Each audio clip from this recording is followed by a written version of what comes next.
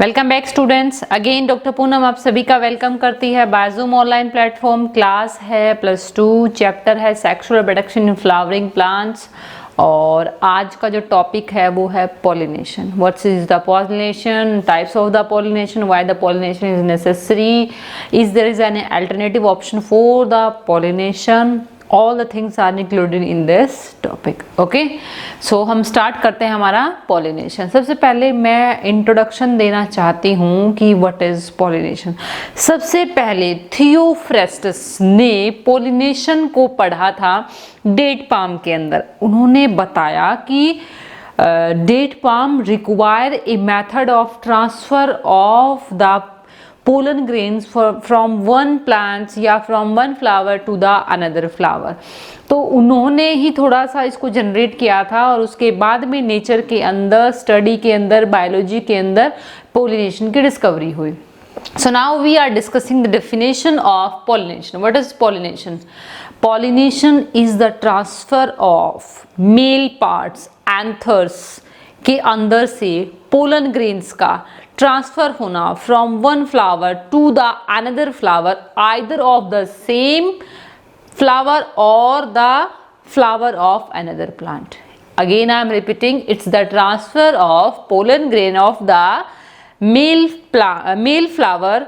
इसमें होगा क्या कि जो मेल पार्ट है फ्लावर का, जिसको हमने एंथर बोला था, उसके अंदर से जब वो रप्चर होता है, ड्राई हो गए, तो उसके अंदर से जो मेल गैमेट्स हैं वो किसी भी मेथड के थ्रू स्टिग्मा के ऊपर पहुंचते हैं। तो इसको एग्जैक्ट बायोलॉजी की डेफिनेशन में हम क्या लिखते हैं?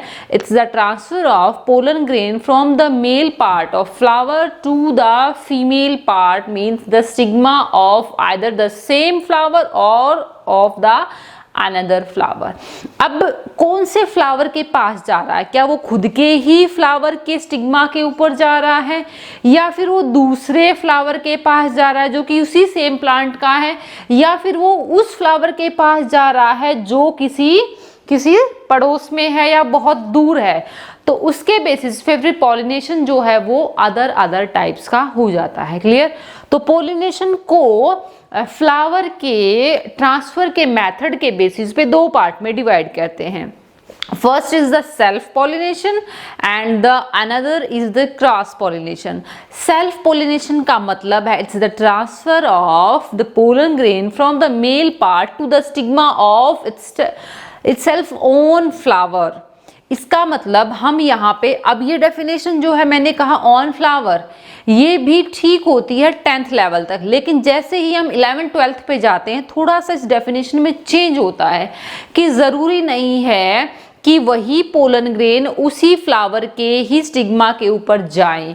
ऐसा नहीं है। इस डेफिनेशन को +1 +2 के अंदर चेंज कर दिया जाता है। थोड़ा सा चेंज है। वो चेंज क्या है कि the transfer of pollen grain from the male plant या male flower to the female flower of the same genotype.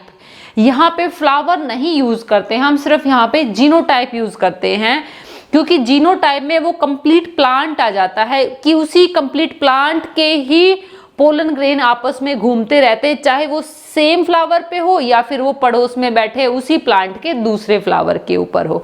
तो इसको बोला जाता है सेल्फ पोलिनेशन। तो इसीलिए जो सेल्फ पोलिनेशन है वो आगे दो टाइप से हो जाती है। सपोज कीजिए this is a plant and this plant having one flower is here, another flower is here and another flower is here, and these are the leaves. Okay, now if the pollen grain are transferred to the stigma of the same flower, that is known as the self pollination or autogamy. Clear? Okay, but if the pollen grain of the flower or the male plant to the same flower of the same plant, different flower of the same plant, तो उसको हम बोलते हैं it is geitonogamy. Geitonogamy is the neighbor marriage when the pollen grains are transferred to the another flower but of the same plant। तो इसका मतलब इन दोनों में जीनोटाइप सेम है और इन दोनों में भी जीनोटाइप सेम होता है। इसका मतलब ऑटोगैमी और जिटेनोगैमी के अंदर प्लांट का जीनोटाइप सेम रहता है, लेकिन 10th लेवल तक ऑटोगैमी या सेल्फ पॉलिनेशन उसी फ्लावर के अंदर बताया जाता है। क्लियर? ओके और उसके बाद में आता है next type, that is the cross pollination या जीनोगैमी या एलोगैमी। इसके अंदर जो मेथड ऑफ डिस्पर्सल बढ़ जाता है, मेथड ऑफ एक्सपेंशन बढ़ जाता है, मोड ऑफ ट्रांसमिशन बढ़ जाता है एंड मोड ऑफ वेरिएबिलिटी भी बढ़ जाती है, जिसकी वजह से पोलन ग्रेन क्रॉस करते हैं एक डिस्टेंस और जिसकी वजह से वो किसी दूसरे डिस्टेंस पर बैठे flower of the same family के पास पहुंच करके उसको क्या करते हैं, सेम उसको फर्टिलाइज करते हैं। क्लियर? इसमें हो सकता है कि जो फ्लावर है उसका इट मे बी यूनिसेक्सुअल और इट मे बी बाइसेक्सुअल, लेकिन जो क्रॉस पॉलिनेशन है वो क्रॉस पॉलिनेशन थोड़ा सा वेस्टफुल मैकेनिज्म ज्यादा चल जाता है। इसके ऊपर हम थोड़ा सा डिस्कस करते हैं। पहले हम पढ़ते हैं साइंटिस्ट थे कॉल्यूरेटर और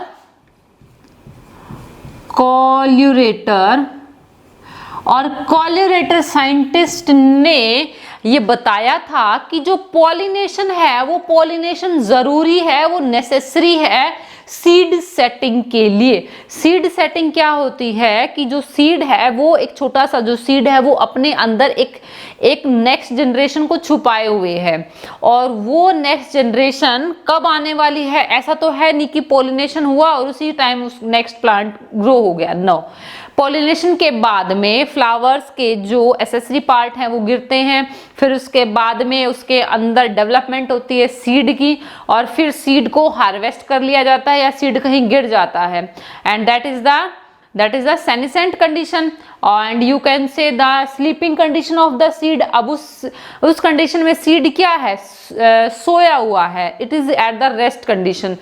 तो जब उस and this is the perennation time of also unfavourable condition है, उसको अभी प्रॉपर पानी नहीं मिल रहा, उसको प्रॉपर उसके एंजाइम्स एक्टिव नहीं है या किसान ने उसको अभी बोया नहीं है और जब बोएगा, जब उसको धूप मिलेगी, जब उसको पानी मिलेगा, मॉइस्चर मिलेगा तब वो ग्रो होगा।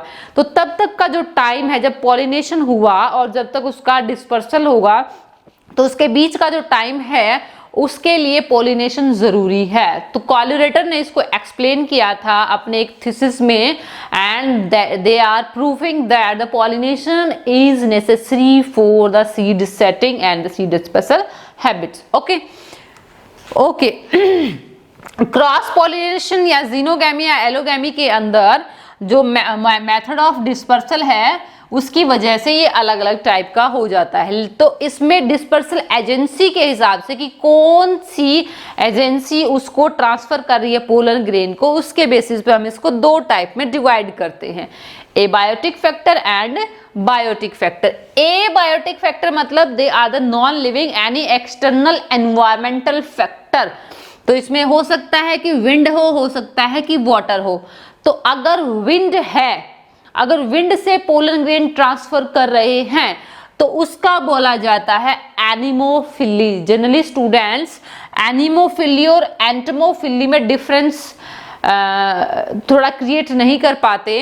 एनिमोफिली जनरली विंड से होती है और एंटमोफिली इंसेक्ट से होती है। क्लियर?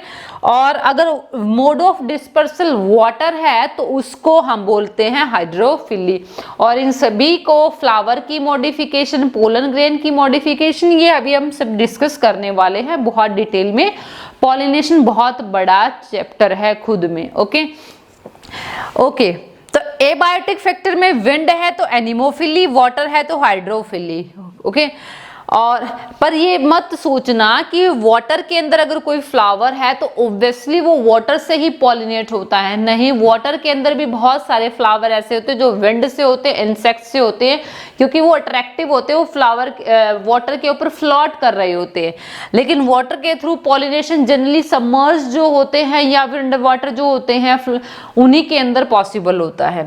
बायोटिक फैक्टर में जो बायोटिक एजेंट है नेचर के वो पॉलिनेशन में हेल्प करते हैं, जैसे कि कि एंटमोफिली इंसेक्ट्स के थ्रू इन पॉलिनेशन हो, बहुत मॉडिफिकेशन आ जाती है इस तरह के फ्लावर्स के अंदर। चिरोप्टेरोफिली जो होती है वो बैट्स के थ्रू होती है। वैसे एक बहुत बड़ी लिस्ट है जिसमें बताया जाता है कि इस एजेंसी के थ्रू अगर पॉलिनेशन है तो ये बोलते हैं, ये बोलते हैं, ये बोलते हैं। But if we are focusing on the NEET, not any another type of the exam, तो आपका इसमें कवर अप हो जाता है। Clear? Chiropterophily is the method of pollination by bats.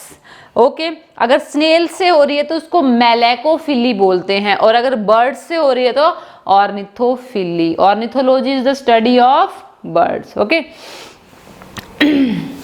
Yes, अब हम हमारा स्टार्टिंग में स्टार्ट करते हैं। First is the autogamy. Why the flower is going to under the autogamy? Flower खुद से ही क्यों मैरिज कर लेता है? फ्लावर खुद के ही एंथर को क्यों अपने स्टिग्मा के ऊपर गिरा लेता है? इसका मतलब ऑटोगैमी के अंदर क्या क्या मेरिट्स एंड डिमेरिट्स हैं वो पढ़ेंगे। पहले तो हम इसका टाइप पढ़ लेते हैं ऑटोगैमी में। तो ऑटोगैमी में पहला है होमोगैमी। होमोगैमी का मतलब होता है कि फ्लावर के उसी के एंथर उसी के ऊपर गिर रहे हैं, लेकिन जो फ्लावर है यहाँ पर वो चेस्मोगैमस फ्लावर है, वो रियल में ओपन फ्लावर है, और ओपन होते हुए भी वो ये शो करता है कि हमारे पोलन ग्रेन बाहर न जाके उसी फ्लावर के अंदर ही पोलिनेट कर जाते हैं, वो रियल में होमोगैमी है। ओके, तो homogamy are showing the type of flower that are chasmogamous, CHAS, chasmogamous. Generally कई बार डिफरेंस पूछ लेते हैं कि चेस्मोगैमस क्या है, क्लिस्टोगैमस क्या है, तो आप याद कर लीजिएगा चेस्मोगैमी। चेस्मो मतलब ओपन है, यहाँ पे फ्लावर ओपन होता है, और क्लिस्टो, अब क्लिस्ट ऐसे याद रखिए, क्लिस्ट जो है वो क्या है, हमारी फिस्ट के अकॉर्डिंग है, एंड फिस्ट इज क्लोज ना, तो इसीलिए क्लिस्टोगैमस फ्लावर जो होते हैं वो कैसे होते हैं, क्लोज होते हैं। चेस्मोगैमस में फ्लावर ओपन होते हुए भी खुद से ही मैरिज कर लेता है। तो homogamy is basically occurred in the chasmogamous flower. Example जैसे कि इसमें आता है कैथरेंथस का, इसके कैथरेंथस विंका, इसके अलावा मिराबिलिस, जलापा, फोरोक्लोक प्लांट का इसके अंदर एग्जाम्पल होता है। इसके अलावा अगर सनफ्लावर में क्रॉस पॉलिनेशन पॉसिबल नहीं होती तो सनफ्लावर भी चेस्मोगैमी शो करता है, and it showing the homogamy. Clear? तो होमोगैमी के अंदर जनरली होता क्या है कि जो फ्लावर है, सपोज कीजिए this is flower and this is the stigma part and this is the anther. तो इसमें जनरली एंथर बेंड होते हैं स्टिग्मा के ऊपर, और जो स्टिग्मा है वो बाहर की इसमें एंथर ज्यादा बाहर की तरफ एक्सर्टाइल नहीं होते, अंदर की तरफ ही प्रेजेंट होते हैं, और वो उनकी जो स्टॉक होती है वो बेंड होती है स्टिग्मा के ऊपर। क्लियर? ताकि उनका mode of dispersal of pollen grain nature के अंदर ज्यादा न हो। ओके, उसके बाद में नेक्स्ट ऑटोगैमी का हम एग्जांपल पढ़ रहे हैं, that is the cleistogamy, and it is obviously observed in the cleistogamous flower, मतलब क्लोज्ड फ्लावर। ऑब्वियसली ये वाले जो फ्लावर हैं ये नॉन सीजनल फ्लावर होते हैं, जिसमें पोलिनेशन का टाइम नहीं होता तब इनके अंदर पोलिनेशन होती है, तो ये फ्लावर जनरली क्लोज ही रहता है, इनका जीनोटाइप ही ऐसा रहता है कि वो क्लोज है, लेकिन जब वो ओपन होगा तो उसके अंदर पॉलिनेशन हो चुका होगा। तो क्लिस्टोगैमस फ्लावर ऑलवेज क्लोज रहते हैं। इसमें एग्जांपल जैसे कि कॉमेलिना कहा जाता है, इट इज कॉमेलिना है इसमें एग्जांपल, बाल्सम है इसमें एग्जांपल, इसमें वियोला फ्लावर का एग्जांपल है। ओके, और इसके अलावा ऑक्सैलिस का है, ऑक्सैलिस। पर ये जो चार आपके सामने मैंने एग्जाम्पल लिखे हैं, if we see the reality of these flowers, ये फ्लावर दोनों तरह के होते हैं, चेस्मोगैमस भी होते हैं और ये क्लिस्टोगैमस भी होते हैं। तो इनमें अगर क्लिस्टोगैमी पॉसिबल नहीं होती तो ये चेस्मोगैमी भी शो कर लेते हैं, ये ओपन होने के बाद में भी सेल्फ पोलिनेट ही करते हैं। क्लियर भाई? ओके, नेक्स्ट मूव करते हैं अब हम ऑटोगैमी का next part, that is the, और जो क्लिस्टोगैमी है उस क्लिस्टोगैमी का एक बेस्ट मेरिट्स ये है कि अश्योर्ड सेल्फ पॉलिनेशन होती है इसमें, कि पॉलिनेशन होगी तो होगी, सेल्फ पॉलिनेशन ही होगी, क्रॉस का कोई इसमें चांस नहीं होता। लेकिन इसमें चेस्मोगैमी में क्या है कि फ्लावर ओपन है, एंथर स्टिग्मा के ऊपर तो बेंड है, लेकिन इफ अगर वो हवा आती है तो वो पोलन ग्रेन हो सकता है कि वो डाइवर्ट हो जाए, वो वहां बाहर नेचर के अंदर रिलीज हो जाए। लेकिन क्लिस्टोगैमी में एश्योर्ड सेल्फ पॉलिनेशन होता है, सेफ सेल्फ पॉलिनेशन मैकेनिज्म होता है। क्लियर। अब हम आते हैं बड पॉलिनेशन में। बड पॉलिनेशन में ऑब्वियसली जो फ्लावर है वो बड कंडीशन में ही क्या हो जाता है, पॉलिनेट हो जाता है। और जब पॉलिनेशन होगी, जब वो यंग बनेगा तब उसके जो नॉन एसेसरी पार्ट जब ओपन हो गए तब उसमें पॉलिनेशन हो चुकी होगी। इसका मतलब बड पॉलिनेशन के अंदर जो accessory reproductive part of flower है, जैसे कि male part and female part, वो पहले ग्रो करते हैं, और जो नॉन एसेंशियल पार्ट है जैसे कि कैलेक्स एंड कोरोला वो लेट ग्रो करते हैं। जब वो ओपन होते हैं तब तक उनके अंदर पॉलिनेशन हो चुका होता है। इसमें एग्जांपल पी का आता है, व्हीट का आता है, राइस का आता है। क्लियर। अब बहुत सारे स्टूडेंट ये सोच रहे होंगे मैम ने पहले हमें वीडियो में बताया था कि व्हीट और राइस के जो पोलन ग्रेन्स हैं वो नेचर के अंदर 30 मिनट्स तक रह सकते हैं। मैंने बताया था आपको, है ना, आपकी बुक्स में भी लिखा हुआ होगा।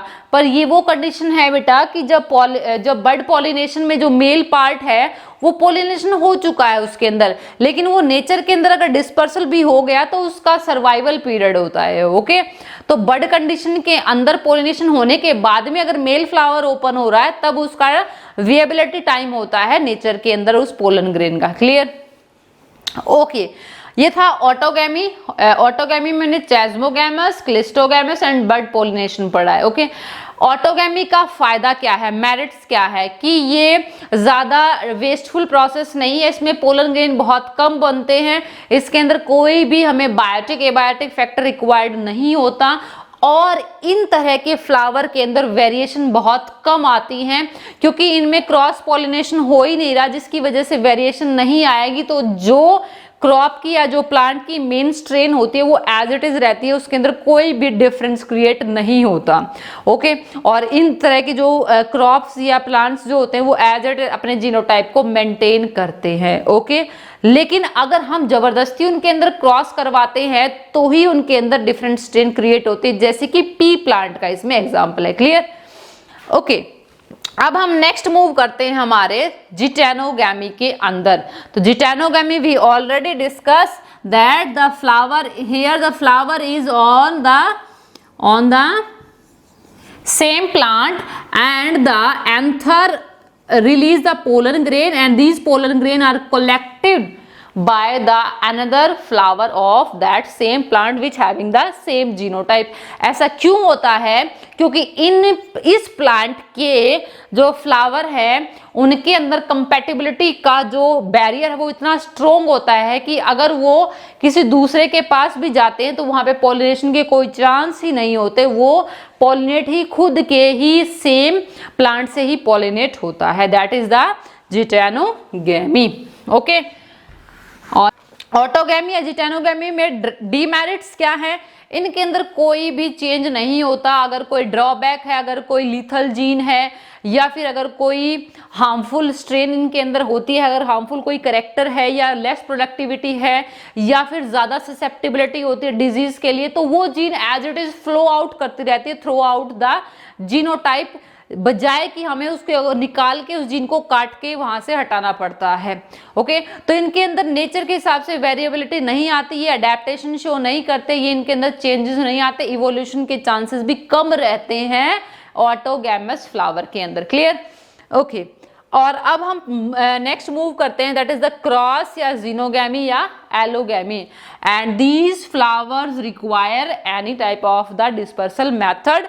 तो उसमें एबायोटिक में हम फर्स्ट पढ़ रहे हैं हमारा एनिमोफिलस फ्लावर या the pollination that is done by the wind.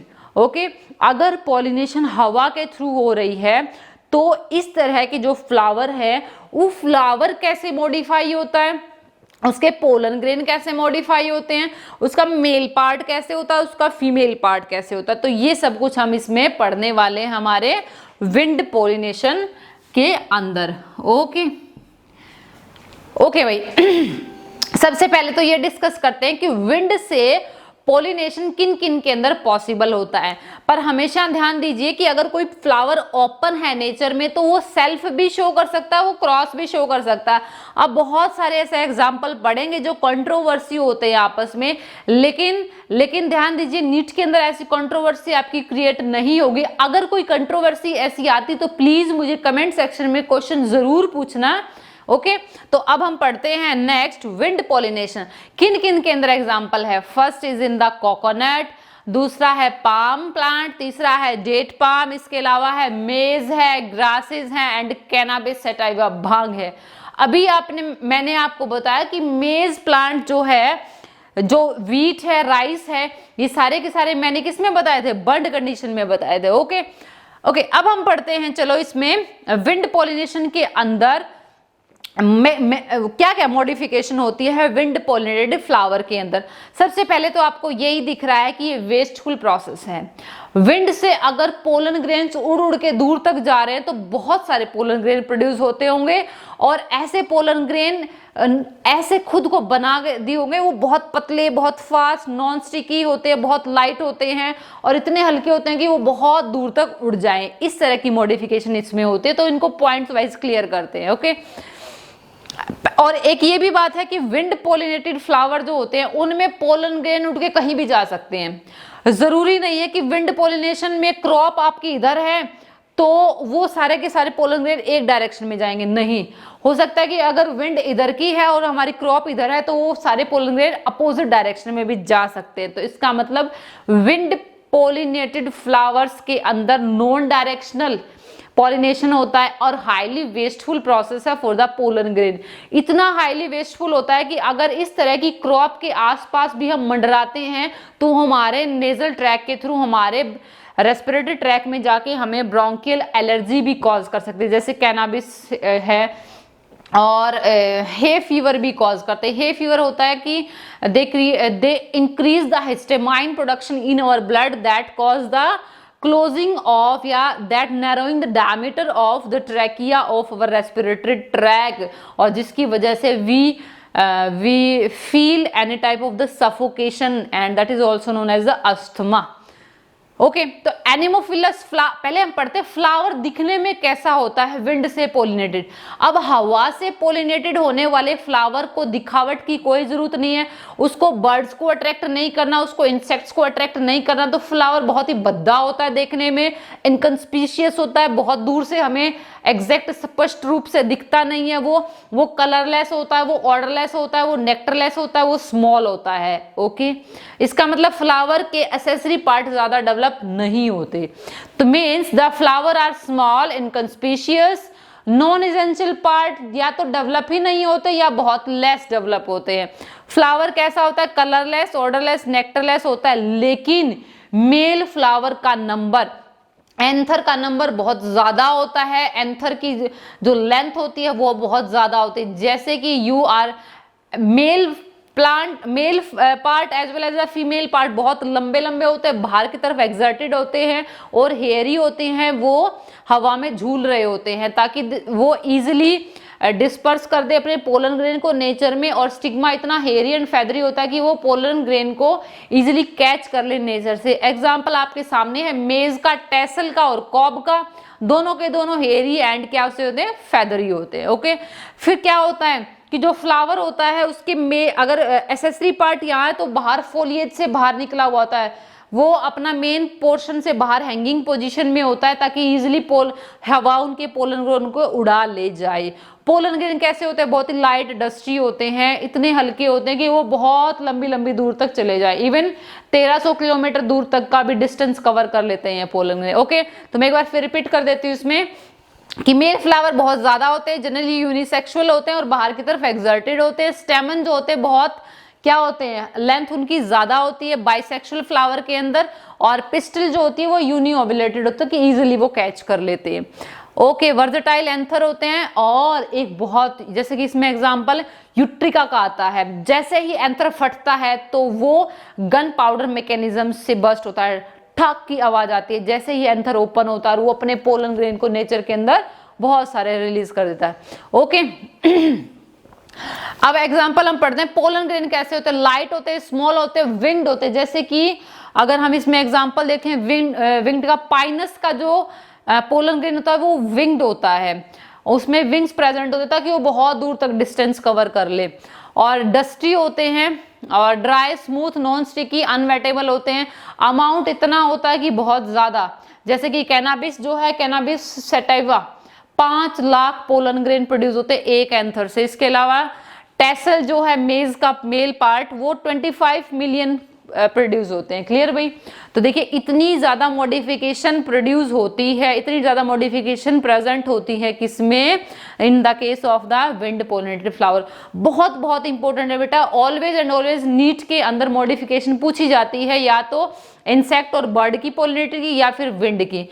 तो इस वीडियो को यहीं पे कंप्लीट करते हैं। नेक्स्ट वीडियो में मैं हाइड्रोफिली को बताऊंगी, तो तब तक इस वीडियो को कंप्लीट देखना, लाइक शेयर एंड सब्सक्राइब जरूर करना बेटा। Thank you. और उसके बाद में अब हम आते हैं, अच्छा